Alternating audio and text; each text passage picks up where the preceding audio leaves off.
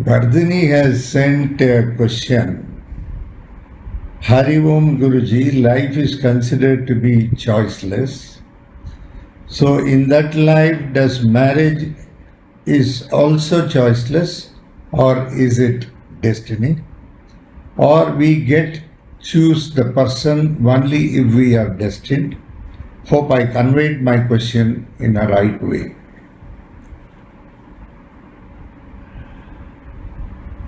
Life is definitely choiceless. There is no choice. But whatever you choose is also choiceless. It looks like a choice for you. Actually, there is no choice. You will choose only what has to be chosen. When life is choiceless, when entire life is choiceless, definitely marriage is also choiceless. And this choicelessness goes with one's karma, which is connected with destiny. When you look at a person and you like him, definitely it is choiceless. When you look at a person and you don't like him, that is also choiceless. This is all having a connection with the karma.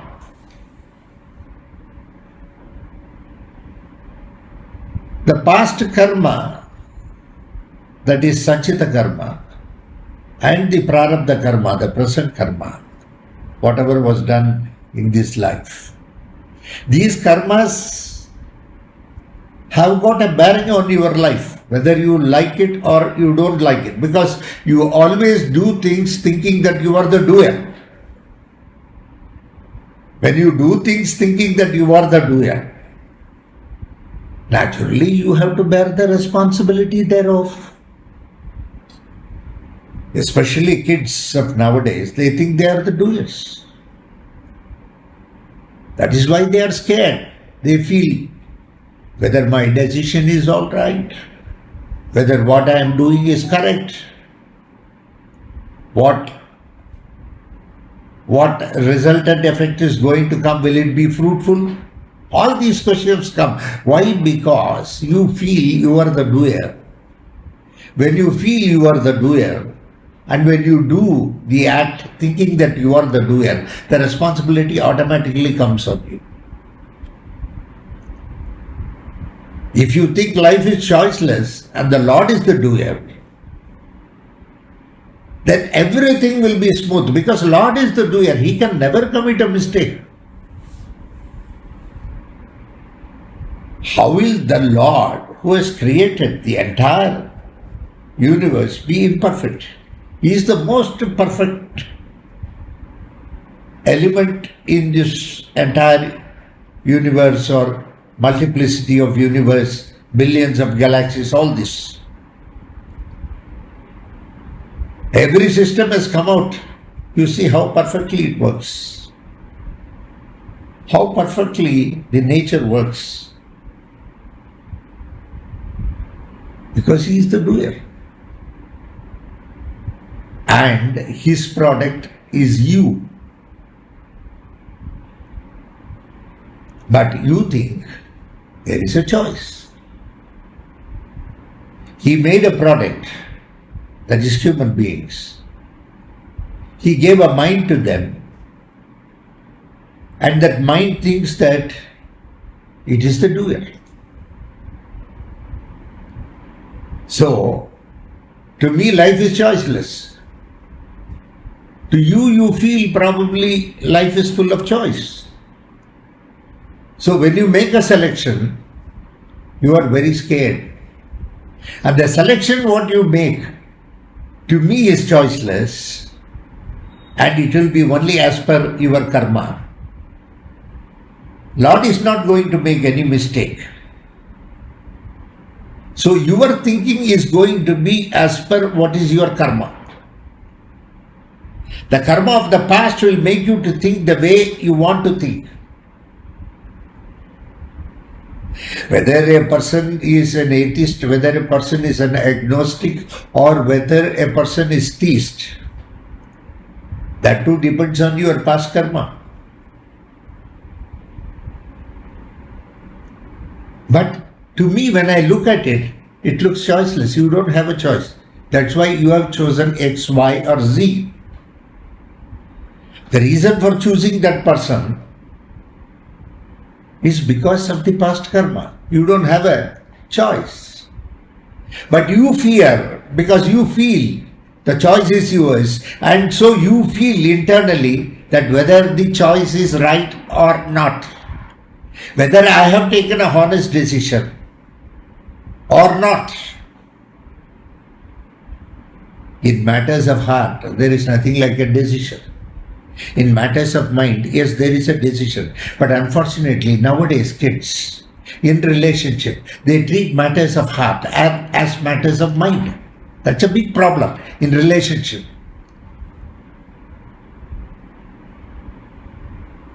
When they enter into a relationship with a person, they keep pondering over many questions. They keep thinking over and they ask many questions.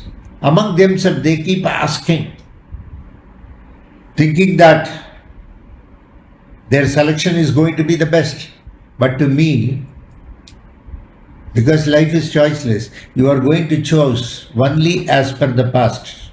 As per your past karma, your choice is going to be only that way.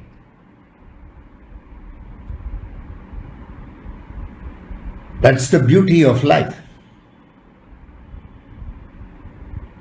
I will consider things as choiceless. When I look at you itself, when you take some decisions, I know that it is choiceless, but you feel it is a choice.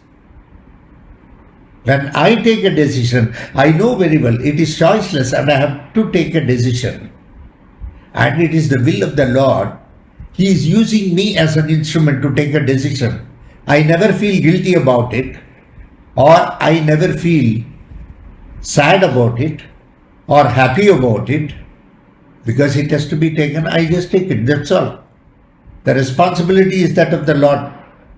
Since you feel it is your choice, the responsibility is yours. And that is where sometimes you feel guilty that you have not made a proper choice. It normally happens in life.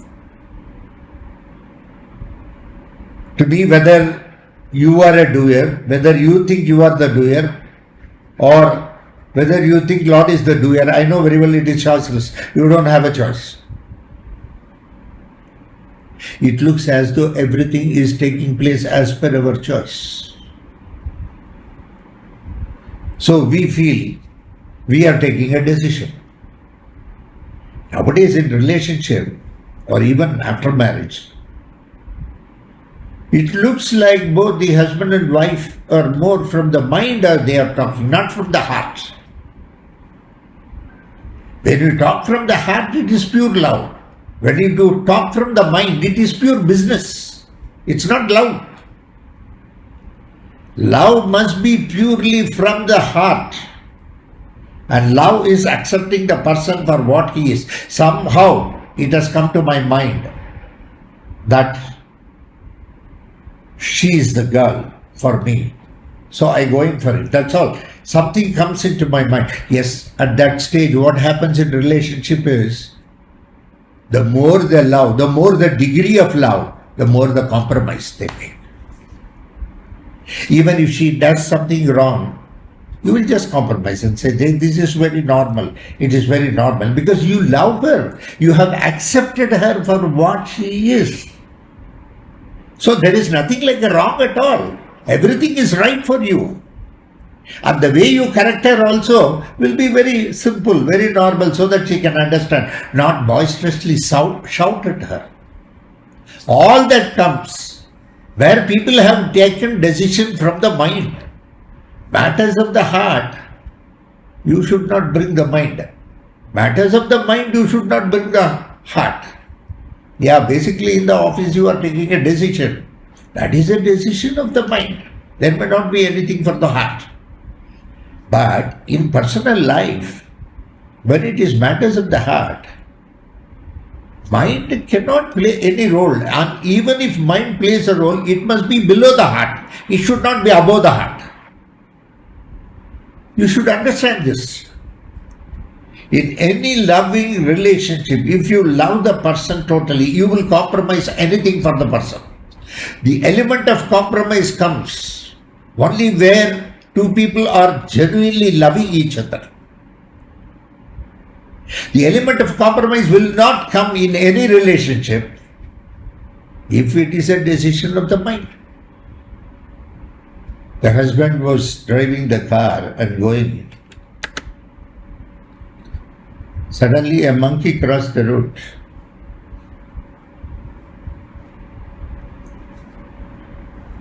The wife said, "Your relative is crossing the road." The husband said, "Don't I know my mother-in-law?"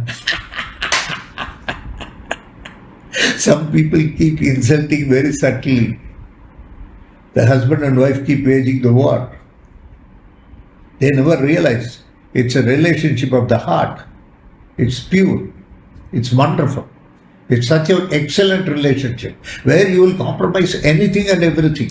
The husband loves the wife and the wife loves the husband 100%. There is nothing more. Total compromise. If you bring the heart, the mind into such things, then it becomes a very big problem. Very big problem. So the intensity of the relationship depends on the intensity of compromise. So, all these things come into the mind because of choicelessness, not because of a choice. If it is going to be a choice, definitely there is going to be a problem in the long run. That is why you find nowadays more diverse, because it is all from the mind. The decisions were taken between the lovers in a very emotional mood at a very particular point of time, totally with doership, this way, that way, that way. Then after that, in reality, they find it is something else. They are not able to compromise. In reality, they are not able to compromise because doership, because of doership. They are going for a divorce. I know many cases. Many cases come to me, I have seen. So how much of compromise you are able to make towards your wife or towards your husband strengthens the relationship. Those days, never there was any aspect of love. All the marriages were arranged marriages, but very successful in the silence. The husband used to adjust with the wife and the wife will adjust with the husband. That's all. They compromised. They loved after marriage. It was not love before marriage, not LBW. It was LAW, love after marriage. In fact, if it is love before the marriage, it must be more concrete because both of them know each other. And they would have already discussed heart to heart many things. The mind would not have played a game at all. It would have been purely a relationship of very divine love. The compromise should be to that extent. In fact, in love marriages, in a loving relationship, where two people have entered into a loving relationship, it cannot break at all because it is purely from the heart. That is the presumption. But unfortunately, nowadays kids more evaluate everything from the mind. I was asking somebody what were the questions you asked. He was telling, "No, Guruji, I was just asking what are her financial things and how much she earns and has she a home or a car." Nonsense. Now, this is not. This is not. This is not. Both of them have similar tendencies. Means what? Similar tendencies must be from the love point of view, not from the mind point of view. It should be more from the heart point of view, not from the mind point of view. So, in marriage also what happens? That's why it's called a marriage, I think. I do not know.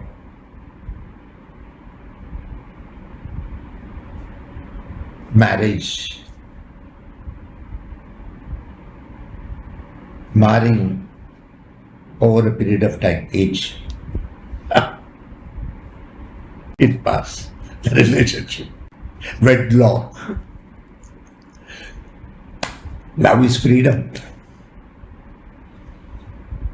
Freedom is very important in love. Without freedom, there is no love. Not clinging on. That is possessiveness. There must be a lot of freedom. And both should enjoy freedom. Whatever she wants to do, she should do. Whatever he wants to do, he should do. And both should be in sync with this. Both should accept each other wholeheartedly.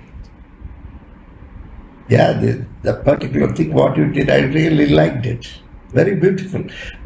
I never thought you will excel that way. Complimenting each other. Not criticizing each other. A little bit of pulling the leg here and there is okay. That's not a problem at all. Okay, that's okay. Here and there, some amount of little bit dragging. But that should not be done very seriously. It should not be done very seriously. So marriage is also choiceless. There is no choice in life. Whatever you choose. Yes, it looks like you have chosen. You have not chosen. The Lord has chosen it. Since you feel you have chosen it, you feel tensed. Whether this will work out, whether this will not work out, what will happen. All these things come into the mind and you become very pessimistic. In love, one is always optimistic, very positive. That is love. There is no pessimism at all in love. The love is to that extent, there is a lot of optimism in it. Lot of positivity in it. Love brings a lot of positivity. It will throw a lot of vibe, positive vibe from you. The aura which you throw will be so positive. Any maladies will become melodies.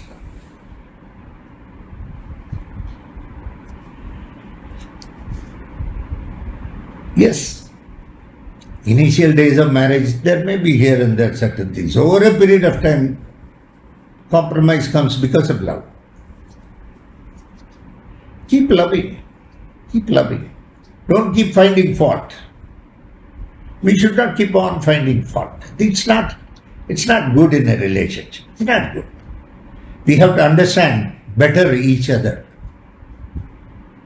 Better.